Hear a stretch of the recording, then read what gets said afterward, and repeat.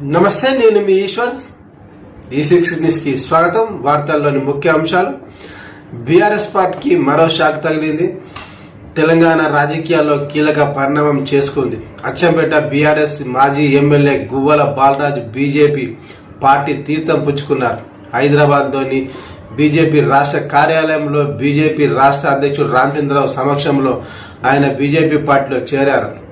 గువ్వల బాలరాజును BJP కండువా కప్పి పార్టీలోకి ఆహ్వానించడంతో పాటు సభ్యత్వం కూడా ఇచ్చారు. గువ్వల బాలరాజు మాట్లాడుతూ బీజేపీలో తన ప్రయాణం సామాన్య కార్యకర్త మాదిరిగా ప్రారంభిస్తానని తెలిపారు. 2 దశాబ్దాలు నిబద్ధత కలిగిన కార్యకర్తగా బీఆర్ఎస్ పార్టీలో పనిచేశానని, అలాగే అదే స్ఫూర్తితో బీజేపీలోనూ పనిచేస్తానని తెలిపిన బాలరాజు తాను పార్టీ మారడానికి అనేక కారణాలు ఉన్నాయని అన్నారు. బీఆర్ఎస్ పార్టీకి రాజీనామా చేసినందుకు అచ్చంపేట ప్రజలకు క్షమాపణలు చెబుతున్నానని అన్నారు. బీజేపీలో చేరక ముందు ఓ మీడియాతో మాట్లాడిన ఆయన బీఆర్ఎస్ వర్కింగ్ ప్రెసిడెంట్ కేటీఆర్ పై సంచలన వ్యాఖ్యలు చేశారు.